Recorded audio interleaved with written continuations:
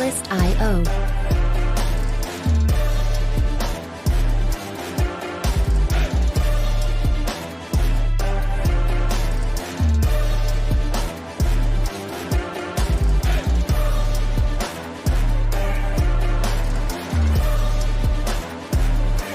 Music licensing reimagined.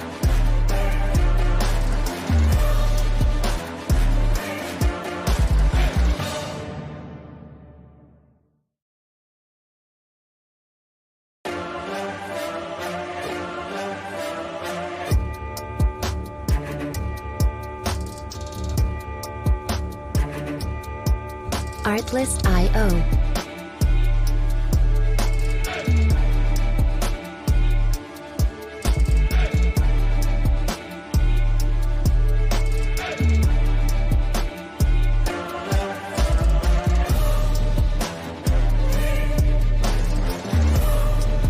Music licensing reimagined.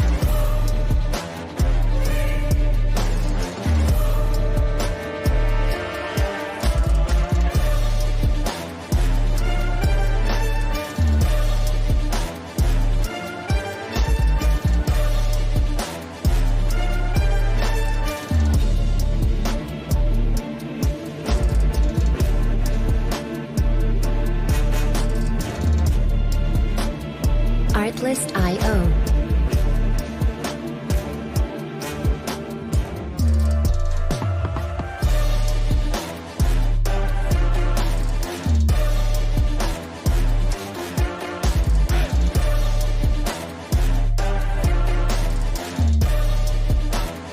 Music licensing reimagined.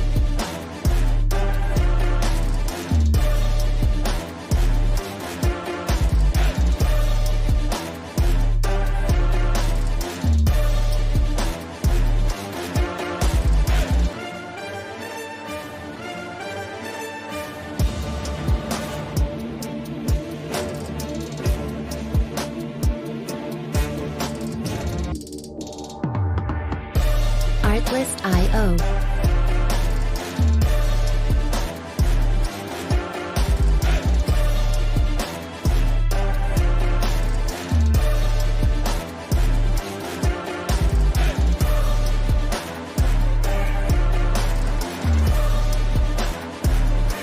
Music licensing reimagined.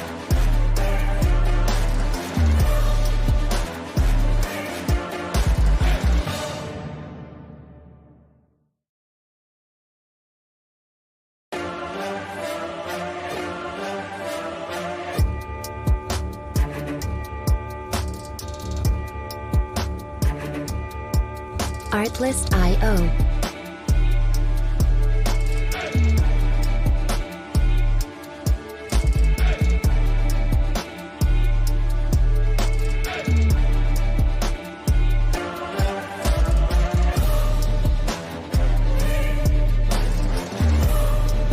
Music licensing reimagined.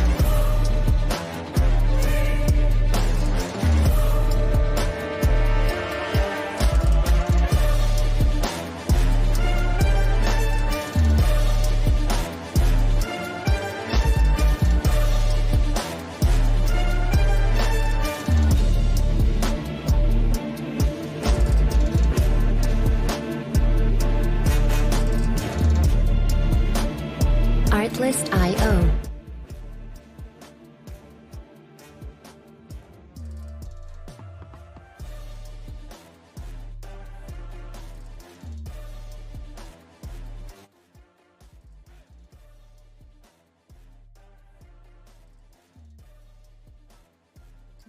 And welcome to another episode of the Philly BroCast. I'm your host, Ryan. And I'm Ryan. What's up, bro? What's up, bro? We're in the same house, finally, in the same building. Right here. Yeah, it's a rarity for us, but we're glad to be doing it.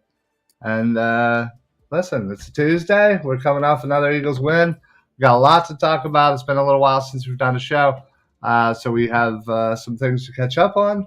But obviously, we got to start with the Birds. They're 10-1. Things are looking just as great as they were a little bit ago. You were at the game. I wasn't for the first time in a long time. So, what was the atmosphere inside that stadium as they defeated the Packers 40-33? Yeah, I mean, if using the word electric doesn't get old, I'm going to use it. I mean, it was absolutely electric. Um, big night for the Eagles Hall of Fame. We had inductees of Trent Cole and Hugh Douglas. Yeah. If anybody was watching and didn't understand, they were not booing Hugh Douglas. That's the Hugh chant. Figured everybody would have figured that out, but just in case. You never know. You never know. And I mean, the game itself was fantastic. You have record-breaking runs from Jalen Hurts, 100 yards in a quarter. Amazing. Yep. Just overall, the run game for the offense was fantastic. I think they had like over 300 yards. 363, I believe. 353, 363, something like that. I mean, just absolutely incredible to stay in it. You had turnovers from Aaron Rodgers, which turned into some points for us and opportunities that, really helped our confidence going forward in that game. Crowd was in it the entire time. It was absolutely amazing. Wasn't as cold as, I thought it was going to be. It was actually pretty nice. Yeah, I was going to say the rain held off for the game. That was awesome. Huge. Yeah. But overall, the entire game, the crowd was in it, rocking. And, I can't wait to talk about this game and going forward right now because I've had some conversations of late that might be semi-concerning for a lot of us Eagles fans. Oh. Yeah. Is that so? Yeah, I mean, with the division doing as well as it's been doing. Sure. I mean, right now, mathematically, if the season were to end today, the entire NFC East would make the playoffs, which is insane to think about. I mean, us and I think the AFC East is... They're right there, too. If they're not all in it, they were at least last week. Yeah. So, yeah, it's very strange to think going into the season. I don't think anybody was assuming that the NFC or the AFC East would be as dominant. I think everybody assumed the West in both conferences were the juggernaut divisions, and it's clearly not. Yeah. I mean, you had the Raiders for the AFC West that were supposed to be this high-powered offense. But they just got Devontae Adams. Come on. You have a hot running back in Josh Jacobs. You had Darren Waller. Just this excellent offense that you were going to just trudge through. You had the Denver Broncos that were supposed to be great behind the new acquisition of Russell Wilson. Right. You had the Chargers with Justin Herbert. I mean, and then obviously you have, Kansas City, who will remain to be the cream of the crop. Right. They set the bar. And, most analysts and most sites that I've seen have them ranked number one over the Eagles as a power ranking, which is understood because when you have Pat Mahomes, it's understandable. It is. And the Eagles will always kind of get a little disrespected just because I think, one, it kind of came out of nowhere, and two, Jalen Hurts isn't perceived around the league as, the it guy or the guy going forward. Obviously, he's having a great season, MVP caliber season, but again, I don't think a lot of people thought that this was going to happen, so they don't really have the respect yet, even though they are 10-1. Yeah, I think expectations have been tempered just simply because we've seen this before.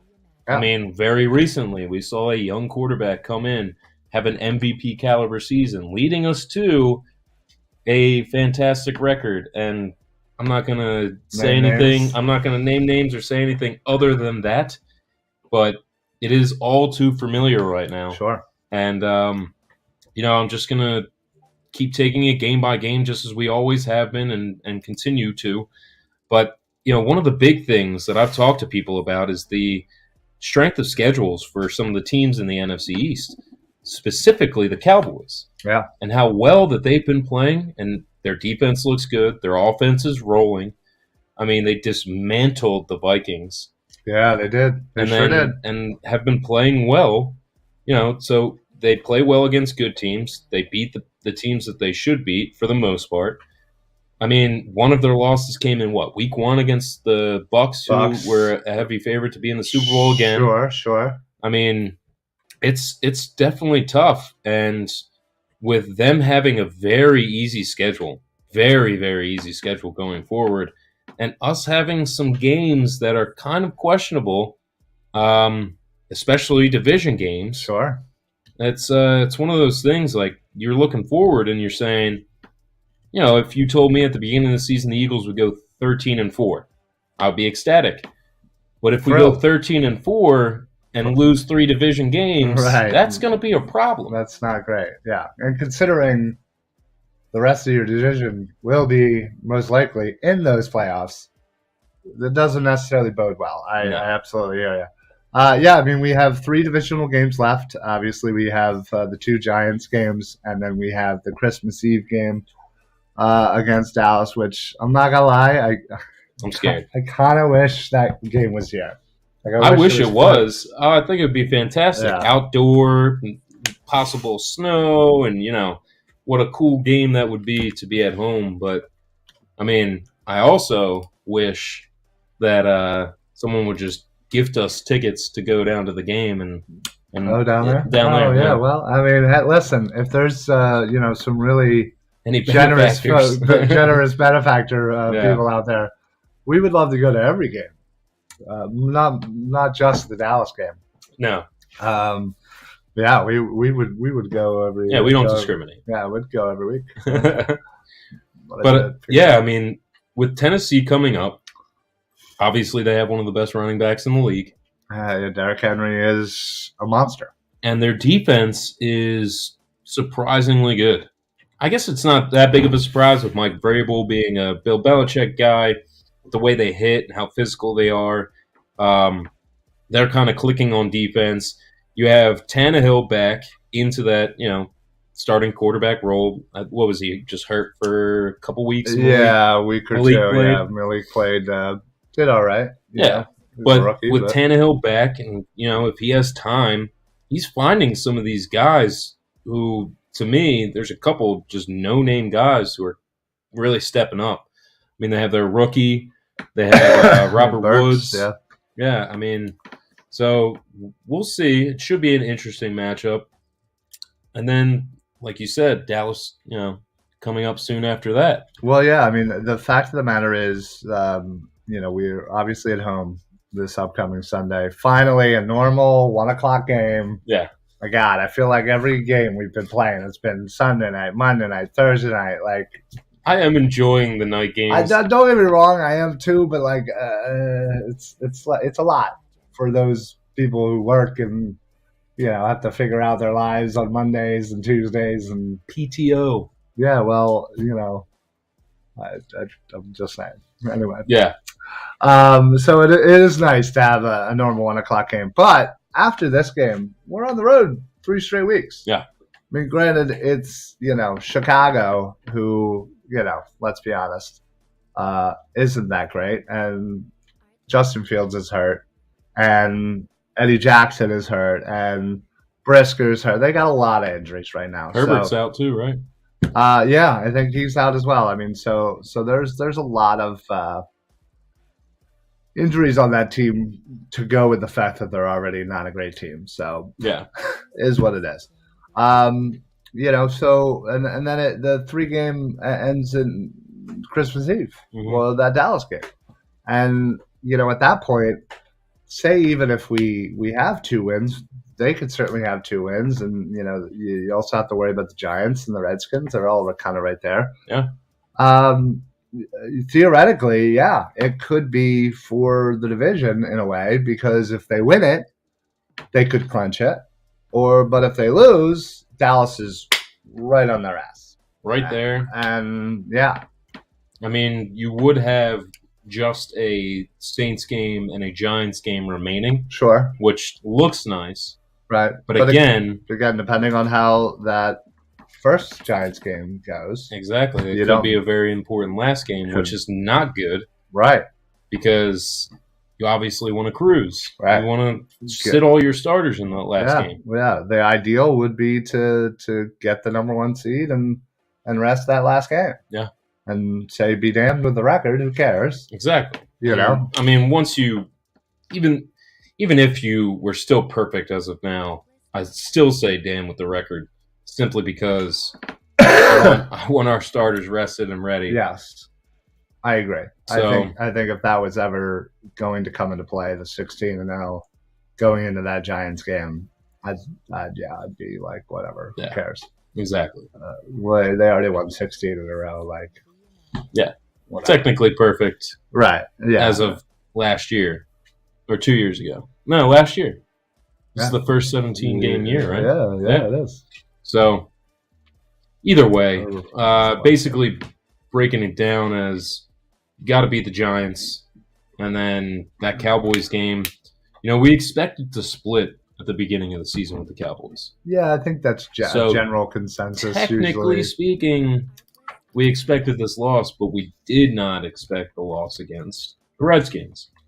So, that being said, they look really good too. I mean, they're playing out of their minds behind Heineke. Their their defensive line is stacked. Their secondary is playing well, even though they might not have the names that everyone knows. Their defense is really pulling it together.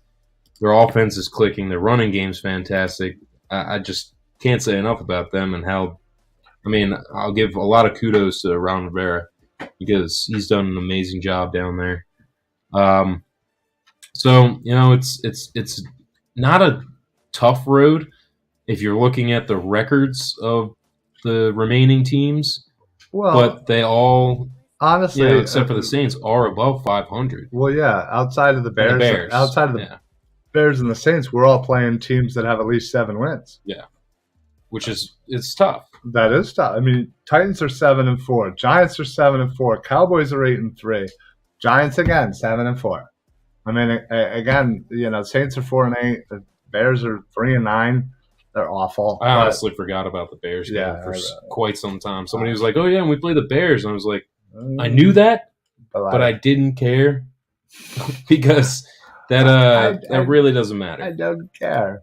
I mean, seriously, it's a good opportunity to work out some kinks. Yeah, well, yeah. To really hopefully hone in and tune up, because like we keep saying, this Dallas game is going to be absolutely it's going to be so important.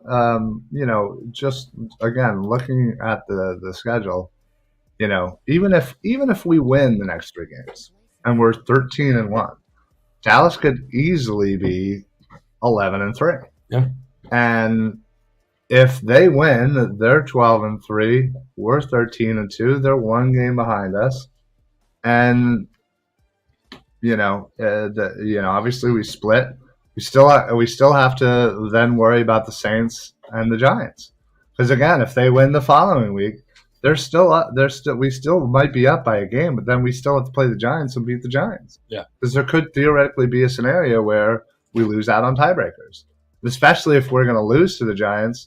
That's another division loss. That's 3. That would be 3 division losses, and Dallas would probably have us on the division. Yeah, which is terrible. Sneak into a division win after both teams winning 13 games. Like, it theoretically is possible.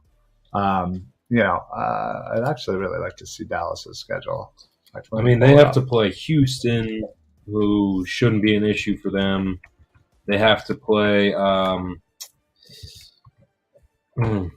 want to say they have to still play the Jets. So they play the Colts. They play the Colts upcoming this week. They're 4-6-1. Yeah. They play the Texans 9-1. They play the Jaguars 4-7. They play us. Then they play Titans after us. Then they play the Commanders with their final game. Yeah. Yeah. So basically, they have 3 cupcakes and then 3 tough games. Well, hopefully that short week might come to bite them. It's not a division game for the Titans game. Yeah. It's not a division game. But again, the Titans are a decent team, and they're still vying for playoff spots and divisions, and Although I'm pretty sure they would have the division wrapped up at that point, considering who the other people are in their division, and they're trash. Yeah. I'm actually blanking on the third team in that division. Well, you're looking at it. Well, no, the fourth team. The Colts, Texans, Texans, Jags, and Titans, yeah. So basically, they already have a 3-game lead on the division. So Titans will probably have that wrapped up by then. Well, I mean, I actually kind of will be rooting for the Jaguars for the rest of the season. You got Dougie P, and then you got a really up-and-coming – everybody knew that Lawrence was going to be pretty good, but he's delivering the ball well and playing well. So I would like to see the Jaguars do well. That's kind of cool. Oh, absolutely. And honestly, for anybody keeping track of that Saints pick, we're 6 right now. 6 right now. I think Carolina has a bye this week, so they're unfortunately can't do anything there. But and Houston's probably too far gone to really do anything. Although we always got to root for the Houston Texans. But yeah, it's them. Carolina. Pittsburgh won last night, so I think they jumped the Saints. Okay. Yeah, it was a pretty, it was cool. Denver and the Rams and Chicago. Cool. So we gotta root for all those guys, so that we can get a better pick. Yeah, I mean, I said it once and I'll say it again. If it really comes down to it, I honestly think that they would be the Eagles would be kind of not out for blood, but it would be one of those games where you're like, oh, we're gonna not only show them that we have your pick, but we're going to dominate you in this game so that we can really rub it in your face that we have your pick and we're making it better for us. And we're making it better for us. Yeah. That's I think that's one of those games, and I joke about this, but Howie Roseman goes into the locker room and he says, I may or may not have $10,000 for demolishing this game for each player. Oh, wow. He can afford it. Oh, he sure can. I'm sure he's – you know how he works out contracts for other players. Imagine what his looks like. Right. Nobody's ever talked about what his money is. The details of his contract? I'm sure he's been just – oh, my God. Man. I bet you I could only imagine. I bet you it's the stack is this big. Oh, yeah. Just the fine print. Yep. So obviously, tough game this week. And then actually, 2 weeks for the Giants are next. And then, hopefully a little break with the Bears. Obviously, though, you can't take any team lately. And probably by then, Justin Fields will be back. And it'll be a cold game, he has the ability to, it'll be in Chicago. Thank God. Chicago, Soldier Field. I'm glad we didn't go to that one. So glad we didn't go to that one. That's literally night and day. I have been in Arizona, Chicago. Yeah, right. Yeah. I have been in Chicago in early January before. And to this day is the coldest I have ever been in my life. I'm sure. And I have certainly been in some cold situations. I've been every cold game you could think of for Eagles games that everybody says was always the coldest. I was there. And yeah, it's 100 times worse in Chicago. The last game at Dallas last year. That was crazy cold. Was insanely cold, but I couldn't imagine being in Chicago. No, the Atlanta game from a couple of years ago was insane. Even the one back in why am I blanking? 04? Back in Veterans Stadium. No, the last winning Eagles game. Oh, yes. I think you were there. Yeah. You're probably lower than I was. I was in the 700s. No, I don't know. 700. Yeah.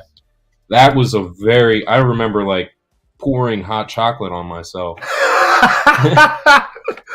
Someone quick! I won't get burned. Someone quick! Throw it in my face. Yeah. That was fun and extremely cold, but yeah, I couldn't imagine Chicago in December or January or really anywhere. Or March or November. Yeah, any of that. Chicago basically is probably only cool in July. And then it's just because it's a nice breeze. That's when Chris Berman would come in and be like, the frozen tundra.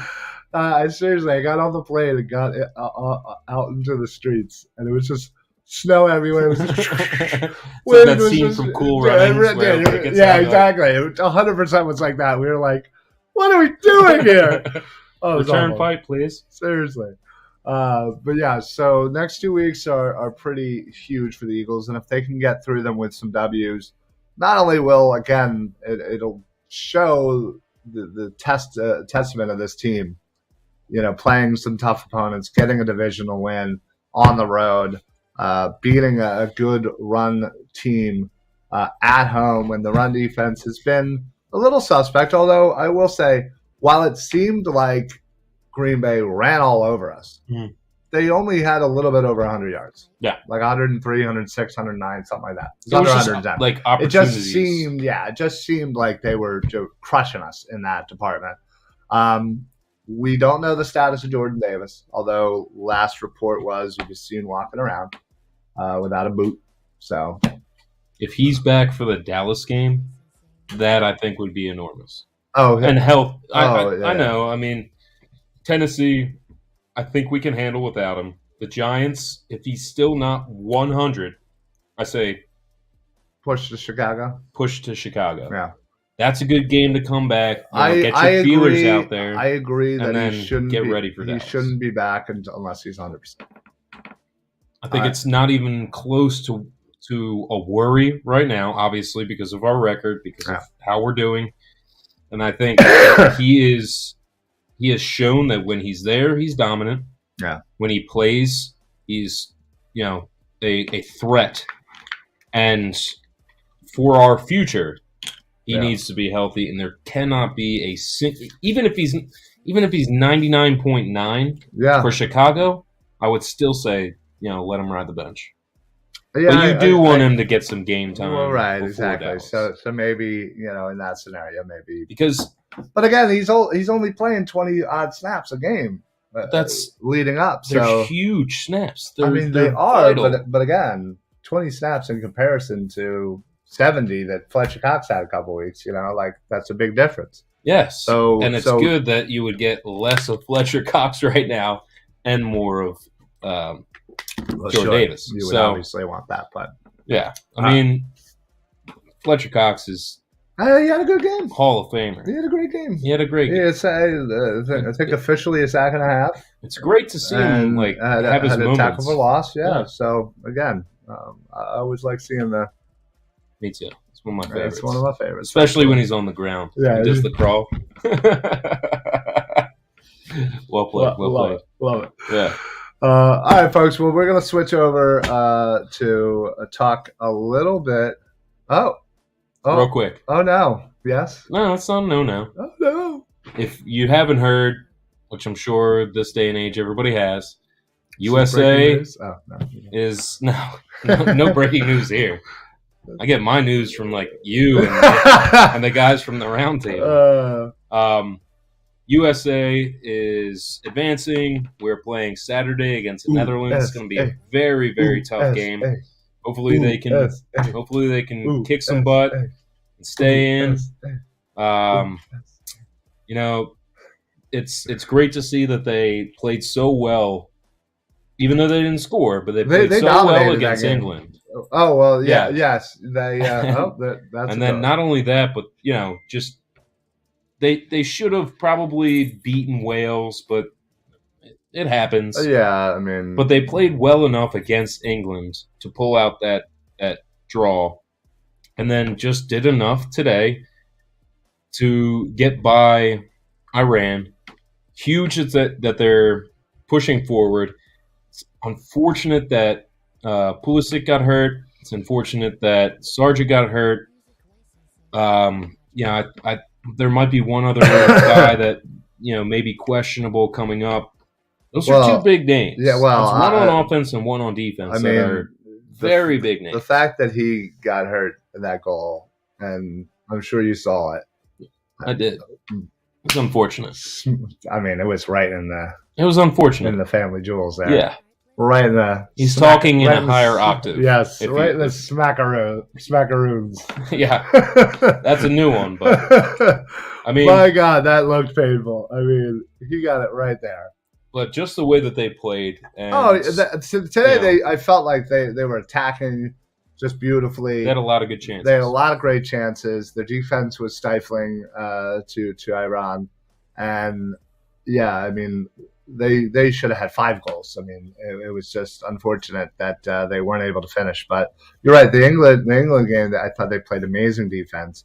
I thought they took advantage when they needed to take advantage. Unfortunately, weren't able to finish.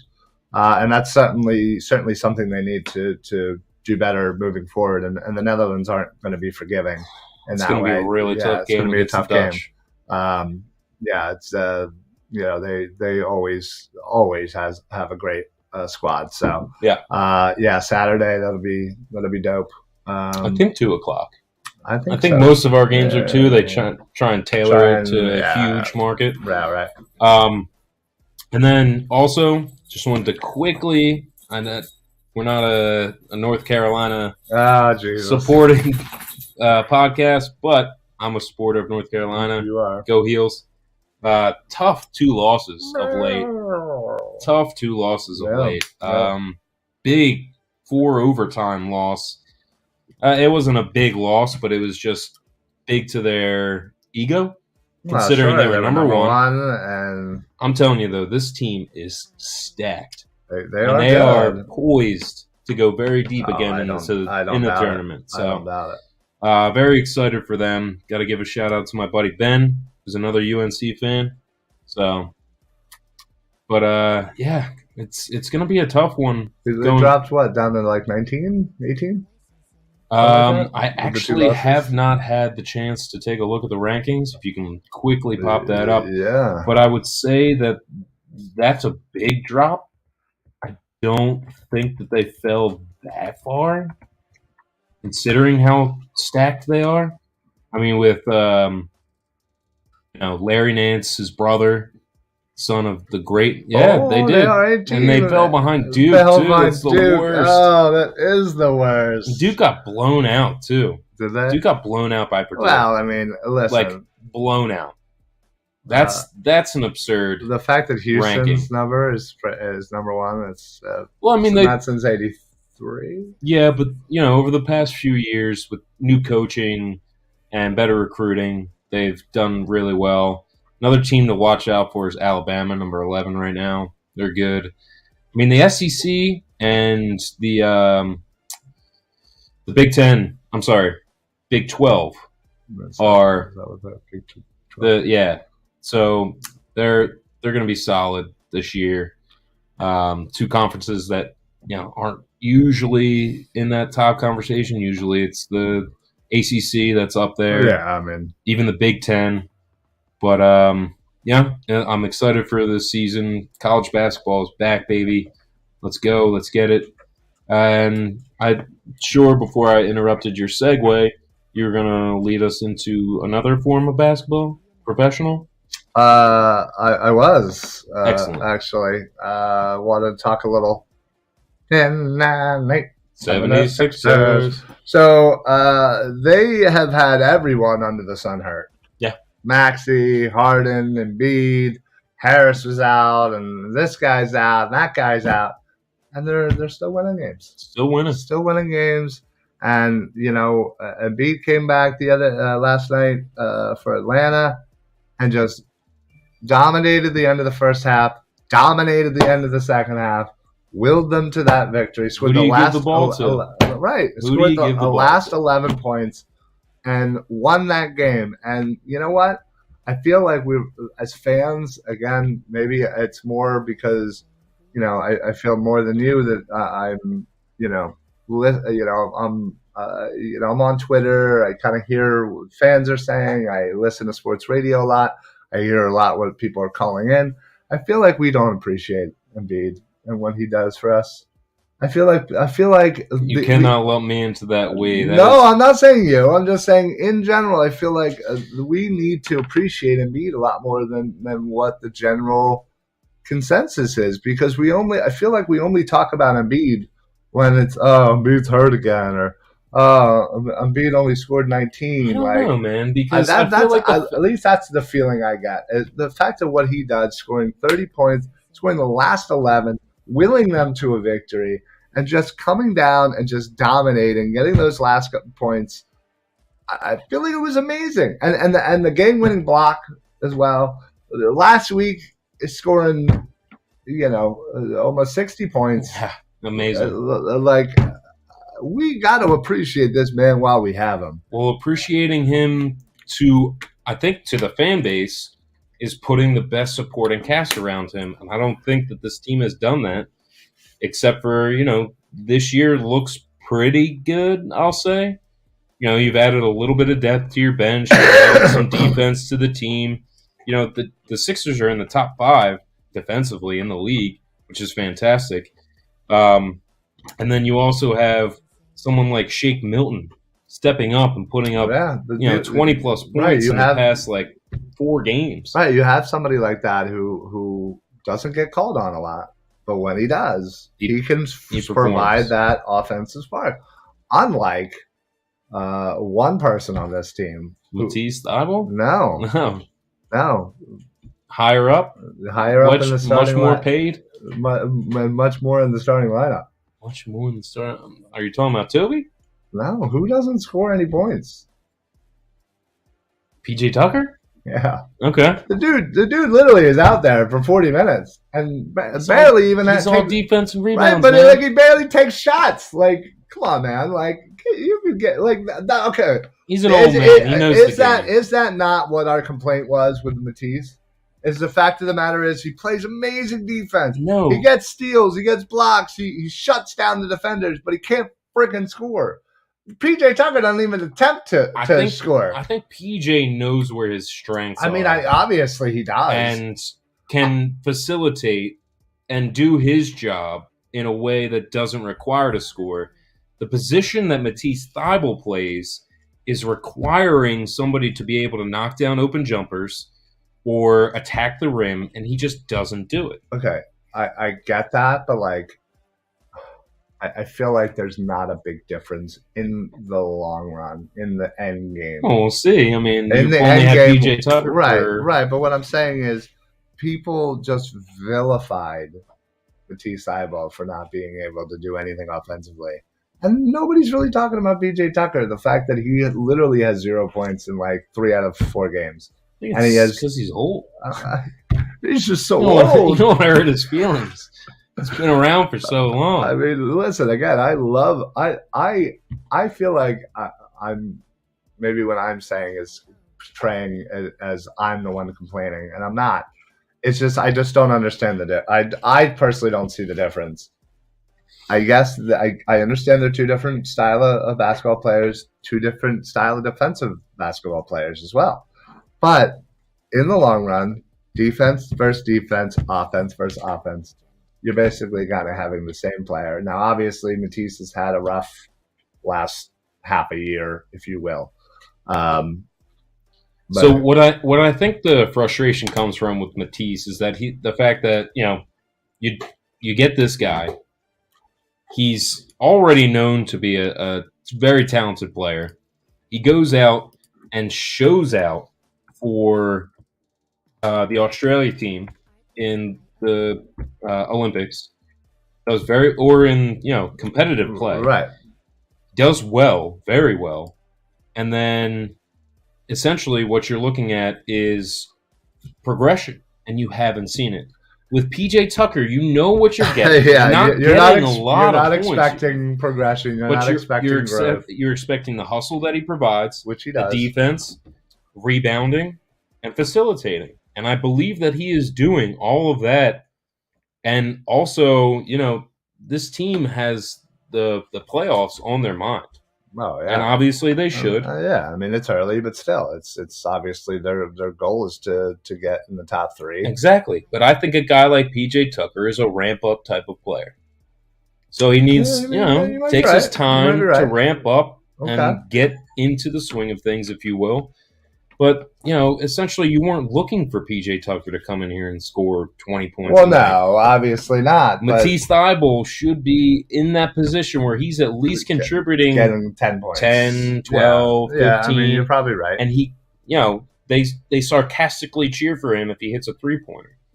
The fans. Yeah, I mean, it's a shame. It's not Ben Simmons level, but no, it's yeah. But in that same game, in that like, same Brooklyn game, Matisse might have gotten booed, 20% of the time that Ben Simmons did. Yeah, I mean, listen, Matisse was the darling of this team at one point and was untouchable in trades, and now he's barely even being played, and probably untradeable. Yeah. I mean, somebody would probably want him, but I don't know. Sure, I don't know exactly how that's going to go because the way that he should have progressed, I guess, what his ceiling looked to be, it certainly dropped. It certainly stopped. Yeah. So I agreed, and it's even defensively. And I feel like his defense is gotten ramped down a little bit. And his playing time has ramped down considering he can't score. Well, right. I mean, can't put a guy out there just for his defense. I mean, you had Bruce Bowen, who was out there, a large majority of the game. Bruce Bowen could still score 10 points. Exactly. That's what we're looking for, and he's not providing. And that's the thing. Yeah. That's the difference between PJ and Matisse. You're not going to hear much about PJ, especially because he just got brought in. Yeah, you gotta have time to work through games with these guys. Yeah, I guess you're right. And you still have a dumb coach like Doc Rivers. Bye, Doc. Can't wait to see you go. A dumb coach like Doc Rivers, I love it. I mean, his best year was the year when they had the big three. So you're saying you don't like that? Yeah, you could say that. Okay. Yeah. Not a big fan. Okay. All right. Just like of the Flyers. Yeah, moving on to the Flyers. We don't like to talk about the Flyers all that much. It's like Bruno. We don't talk about Bruno. We don't talk about the Flyers. Well, considering they are going for their 11th loss in a row tonight against the Islanders, yeah. Listen, I understand that Torts coming in here was going to be tough. Yeah. They don't really have a lot of good players on this team. Sadly, I mean, there's talent on the team. Talent, but are they responding to him? I feel like some are, some aren't. But I don't think that's the issue. I think it's you combine the fact that you have a lot of injuries, and you have a brand new system that a lot of people are going to take some time to get used to, and the fact that you don't have a lot of offensive firepower. Yeah. You just really don't. You have a young goalie who's been playing very well, considering getting older every game. I mean, the way that this defense, plays, you're right. He's going to age 10 years and forward. Right. Yeah. Well, there is that. The defense again has some of the most talent on it. I feel like it's just not clicking, and you're hoping that Torts can figure it out. It's a long season, but. Man, it's not going so well so far, but we'll hopefully the next time we're on the air we won't be talking about a 15-game losing hopefully streak. Not. Hopefully, you know what else I'd like to talk about the next time we're on air? The Phillies signing. Well, listen. The big shortstop. MLB Free Agency has always been very slow to the job, and it's so annoying. We were all there for watching Bryce and the Manny Machado. That whole thing was forever. When did he end up signing? Was it like April or March? It felt like it was. I want to say it was like March. Yeah, I think it was February or March. Yeah. It was late. Considering a lot of stuff usually doesn't happen until the winter meetings, so those are coming up. In fact, the only name that really got signed was Jose Abreu. By the Astros. The Astros, of course. He's old. Yeah, he's dropped off in his production, so we'll see how that goes. He's no longer the same smasher that he was, but he could be. DH. What? Yeah. Batting fifth as a DH, or wherever you want to plug him in. I know. I mean, the Phillies played their hearts out and put it to them. Really gave it to the Astros for a couple games and made it interesting. But they just showed that They had more talent. Team. Yeah, they had just had more talent. I mean, they are going to lose Justin Verlander, who I'm sure they have somebody in the wings waiting to come in. I'm sure they do. They just picked up Jose Abreu, who's age. So, you know, you're adding age instead of age. Right. But, I mean, I know that their farm system's fantastic. I know they have the ability to go out and get guys. They're scary good, and they're going to be good again next year. Yeah, no, for sure. So we'll continue to wait as the MLB free agency goes at a snail's pace. So who knows if we'll even be able to talk about anything even for the remainder of this year or so. But yeah, that's going to be it for us. We look forward to the Birds on Sunday at a normal time. We'll be down there, of course. So if anybody's out tailgating, walking around, head on over to C1, C3. Never C2. Well, never C2 in the Wells Fargo lot. We'll have beers, some food, and some games, and good times. So some music and fun. It'll be great. Yeah. So. And yeah, let's hope that people start getting healthy for the Sixers, and the Flyers just don't lose. Harden's on track, by the way, for next week, and then Maxey 3 to 4 weeks. So it's going to be tough. At this point, it's probably 2. I'm sure he's still smiling. But probably, that dude never stops. So. All right, well, that's it for us. We will see you guys on this network for the Birds of the Round Table in about 10 minutes.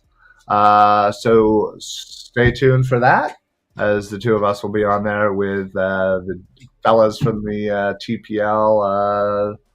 Believe Shane and Dibes will be there. Nice. And so, yeah, check us out on the Birds of the Round Table. Other than that, make sure that you follow us on Facebook. Put on your automatic notifications so that you know exactly when we go live. So not only do you get all of the Philly Sports Alliance shows, but all of the Painted Line shows that stream directly on our Facebook as well. And then, of course, while you're just doing that, head on over to YouTube. Follow us on YouTube. Follow the Painted Lines on YouTube. And don't forget to also follow Six Pack Coverage, as we are broadcasting live on all of their networks as well. Fantastic group over there. So that's it. We're out of here. We'll see you guys next week. Anything to add before we head out? Last time the Eagles were 10-1, we went to the Super Bowl. We sure did. And then 2 times before that, we went to the Super Bowl. We sure did. That's all I'm going to say. Okay. All right. Well, for the Philly BroCast, I'm Ryan. And I'm Ryan. Peace out, bro. Peace. Go Birds. Go Birds. Artlist.io.